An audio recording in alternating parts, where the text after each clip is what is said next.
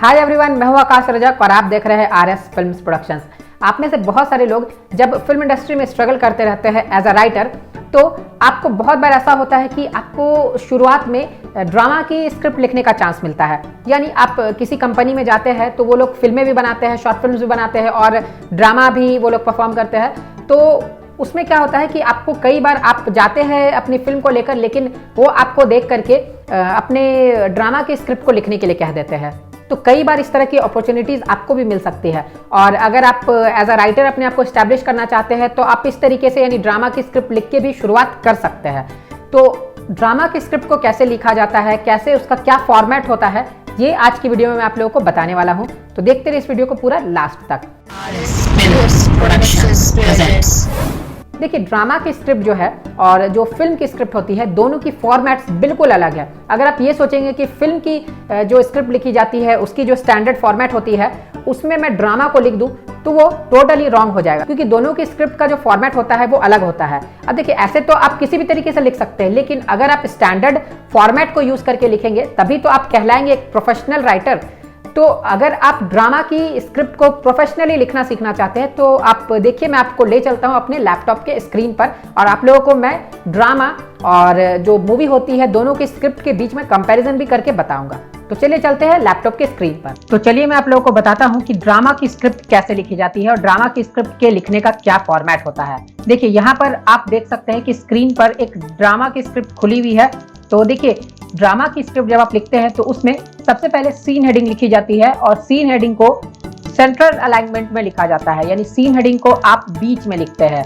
और उसी के साथ जब आप लोकेशन के बारे में लिखते हैं तो लोकेशन को भी आप बीच में ही लिखेंगे। जैसे अगर सीन 1 यहाँ पर लिखा हुआ है, सीन 1 के बाद अगर आप यहाँ पर लोकेशन लिखना चाहते हैं तो लोकेशन को भी आप जस्ट नीचे में सेंट्रल अलाइनमेंट में ही लिखेंगे। सपोज हम लोग यहाँ पर लिख देते हैं जुडिथ बंगलो, तो ये लोकेशन जो है ये भी सेंट्रल अलाइनमेंट में ही आ जाएगी। आप चाहे तो इसे सीन 1 के बाद में भी लिख सकते हैं, लेकिन आप उसके नीचे भी लिख सकते हैं। अब देखिए, उसकी जो डिस्क्रिप्शन है वो आप जस्ट इस तरीके से यहाँ पर लिख सकते हैं। इसकी लाइनिंग आप देख सकते हैं कि आप इस तरीके से लिख सकते हैं। उसके जो डिस्क्रिप्शन है वो भी आप सेंट्रल अलाइनमेंट में ही लिखेंगे। तो देखिए, यहाँ डिस्क्रिप्शन में जैसे लिखा हुआ है, doctor Judith Brown is consulting room in a New York health centre, there is a main doctor to the reception area of the practice and a back door. तो देखिए, ये डिस्क्रिप्शन का पार्ट है, यानी इसे एक्शन का पार्ट कहा जा सकता है। तो यहाँ पर आपने जो फर्स्ट एलिमेंट देखा ये था सीन हेडिंग और ये सेकेंड एलिमेंट आ गई, ये है एक्शन। अब थर्ड एलिमेंट जो होती है यानी कैरेक्टर नेम, तो कैरेक्टर नेम को यहाँ पर सेंटर में ही लिखा जाता है, यानी सेंट्रल अलाइनमेंट में ही लिखा जाता है। लेकिन डायलॉग्स को यहाँ पर सेंट्रल अलाइनमेंट में नहीं लिखे जाते हैं, डायलॉग्स को यहाँ पर लेफ्ट अलाइनमेंट में लिखे जाते हैं। जैसे यहाँ पर जुडिथ लिखा हुआ है और जुडिथ के जो डायलॉग है ये यहाँ पर लेफ्ट अलाइनमेंट में लिखे हुए हैं। तो देखिए, यहाँ पर क्या लिखा हुआ है, I have something to tell you. तो ये जुडिथ का डायलॉग है जो कि लेफ्ट अलाइनमेंट में लगा हुआ है। यानी आप इस साइड में लेफ्ट हैंड साइड में देख सकते हैं कि यहाँ से जुडिथ का डायलॉग स्टार्ट हो रहा है। उसके बाद आप देख सकते हैं रॉबर्ट का डायलॉग है, तो ये रॉबर्ट का डायलॉग है, ये भी लेफ्ट अलाइनमेंट से स्टार्ट हो रहा है। तो इस तरीके से जो डायलॉग्स रहेंगे उसे आप लेफ्ट अलाइनमेंट से स्टार्ट करेंगे और जो कैरेक्टर नेम रहेंगे यानी जो किरदार है उसके नाम रहेंगे, उन्हें आप सेंट्रल अलाइनमेंट पे यानी बीच में ही लिखेंगे। अब देखिए, कभी कभी ऐसा होता है कि कोई कैरेक्टर किसी डायलॉग को बोल रहा है और उसे बोलते समय हमें उसके बारे में थोड़ा और लिखना रहता है कि वो उस डायलॉग को कैसे बोल रहा है। वो हंसकर बोल रहा है, वह रोकर बोल रहा है, या वो हाथों को हिलाते हुए बोल रहा है, जिसे यूजुअली स्क्रिप्ट की लैंग्वेज में पैरेंथेटिकल कहा जाता है। तो अगर पैरेंथेटिकल को यहाँ पर लिखना है तो पैरेंथेटिकल को आप कैसे लिखेंगे, तो पैरेंथेटिकल को यहाँ पर लिखा जाता है लेफ्ट हैंड साइड में ही, यानी लेफ्ट अलाइनमेंट में ही। लेकिन डिफरेंस ये आ जाता है कि पैरेंथेटिकल और जो डायलॉग्स है दोनों के बीच में इटैलिक का डिफरेंस होता है। यानी जो भी हमारा एम्फेसिस का पार्ट होता है, यानी जो भी पैरेंथेटिकल का पार्ट होता है, तो उसे हम लोग इटैलिक में लिखते हैं। जैसे यहाँ पर रॉबर्ट का डायलॉग है, रॉबर्ट हंसते हुए अगर इस डायलॉग को बोल रहा है तो यहाँ पर देखिए स्माइलिंग लिखा हुआ है और वो भी इटैलिक में। इटैलिक आप देख रहे हैं कि इटैलिक जो फॉन्ट होती है वो किस तरह से होती है, वो थोड़ी तिरछी टाइप से होती है। आप कंप्यूटर चलाते हैं, लैपटॉप चलाते हैं तो आपको बिल्कुल इटैलिक फॉन्ट के बारे में मालूम होगी। तो इटैलिक फॉन्ट में इसे लिखना पड़ता है। तो इस तरीके से आप ड्रामा की स्क्रिप्ट के फॉर्मेटिंग कर सकते हैं। काफी आसान है, इसमें कोई हार्ड बात नहीं है। और जब भी फिर सीन नंबर चेंज होगी तो फिर आप यहाँ पर एक ट्रांजिशन लगा दीजिए। यूजुअली यहाँ पर फेड टू ब्लैक लगता है, क्योंकि ड्रामा में क्या होता है कि पर्दे जो वो गिर जाते हैं, तो इसीलिए यहाँ पर फेड टू ब्लैक लिखा जाता है। और उसके बाद फिर आप नेक्स्ट सीन बिल्कुल उसी तरीके से स्टार्ट कर सकते हैं। जैसे यहाँ पर आपने सीन 1 लिखा है, तो उसी तरीके से जब आपका नेक्स्ट सीन आएगा तो आप यहाँ पर सीन 2 लिख देंगे, फिर लोकेशन लिख देंगे, और उसके बाद फिर आप एक्शन का पार्ट लिखेंगे, और फिर कैरेक्टर, पैरेंथेटिकल और डायलॉग्स उसके अनुसार लिखेंगे। याद रखें कि ड्रामा की स्क्रिप्ट में शॉर्ट्स नहीं लिखे जाते हैं, क्योंकि ड्रामा जो है ऑडियंस दूर से बैठकर देखती है और वो कंप्लीट देखती है, यानी वो उसे वाइड में ही देखती है। जो ऑडियंस है उसे ड्रामा की स्क्रिप्ट वाइड में ही दिखाई देते हैं, तो इसीलिए इसमें शॉर्ट्स नहीं लिखे जाते हैं। अब देखिए, मैंने आप लोगों को बताया था कि मैं आप लोगों को ड्रामा की स्क्रिप्ट और फिल्म की स्क्रिप्ट दोनों के बीच में कंपैरिजन भी करके बताऊंगा कि दोनों के बीच में क्या डिफरेंस है। तो देखिए, दोनों के बीच में क्या डिफरेंस है मैं आप लोगों को बता देता हूँ। देखिए, ये है ड्रामा की स्क्रिप्ट। इसमें सीन हेडिंग को सेंटर में लिखा जाता है, लेकिन अगर वही हम लोग ले ले किसी फिल्म की स्क्रिप्ट, देखिए जैसे यहाँ पर मैं आप लोगों को एक फिल्म की स्क्रिप्ट भी दिखा रहा हूँ। ये पीछे में जो है ये फिल्म की स्क्रिप्ट है। तो फिल्म की स्क्रिप्ट में सीन हेडिंग को लेफ्ट अलाइनमेंट में लिखा जाता है, यानी लेफ्ट हैंड साइड में लिखा जाता है। फिर एक्शन लाइन जो है, यानी जो डिस्क्रिप्शन का पार्ट होता है, वो उसी के साथ लेफ्ट अलाइनमेंट से ही स्टार्ट हो जाता है। और जो ड्रामा की स्क्रिप्ट होती है, ड्रामा की स्क्रिप्ट में अगर देखी जाए तो ड्रामा की स्क्रिप्ट में जो एक्शन लाइन होती है वो सेंट्रल अलाइनमेंट में ही स्टार्ट होती है। तो देखिए, यहाँ पर सेंट्रल अलाइनमेंट में ही लिखी हुई है जो एक्शन का पार्ट है। उसके बाद कैरेक्टर नेम को ड्रामा की स्क्रिप्ट में भी और फिल्म की स्क्रिप्ट में भी सेंटर अलाइनमेंट में ही लिखा जाता है, यानी बीच में लिखा जाता है।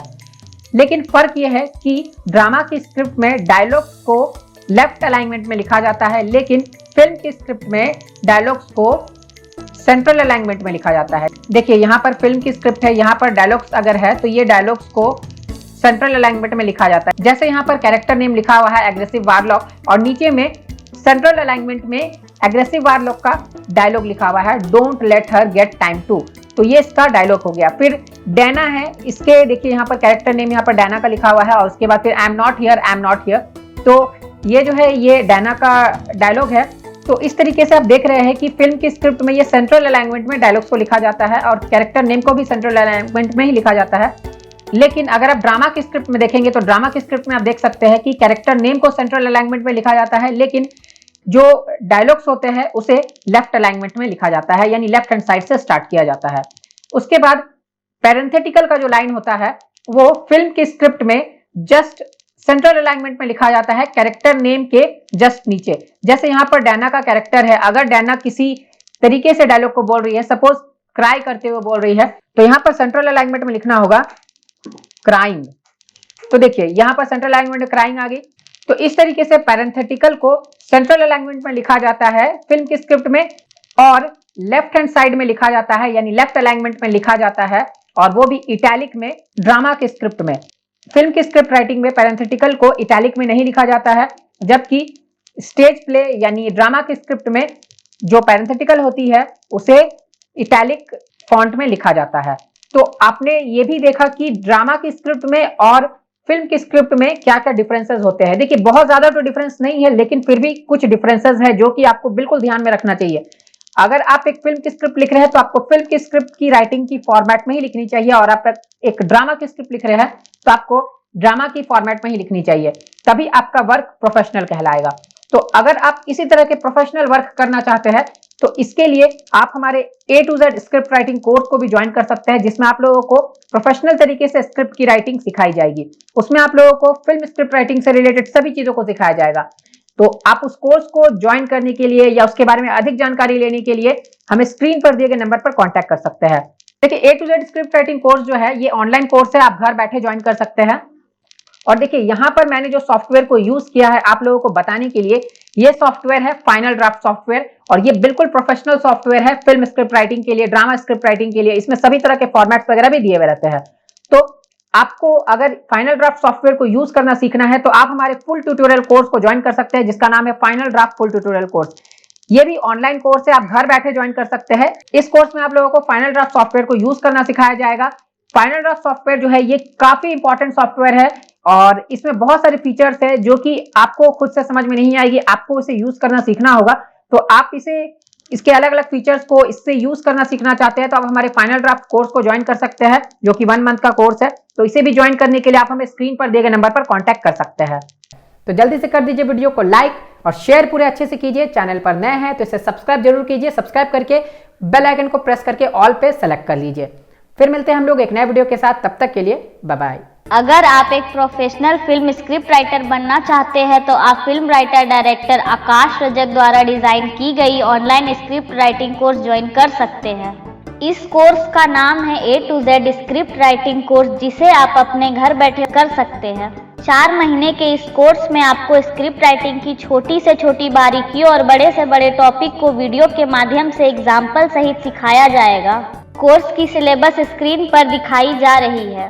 इस कोर्स को हर उम्र के लोग कर सकते हैं जो हिंदी लिखना और पढ़ना जानते हैं। कोर्स के दौरान अगर आपको कोई भी डाउट होती है तो आप हमें व्हाट्सएप या कॉल करके अपने डाउट को क्लियर करवा सकते हैं।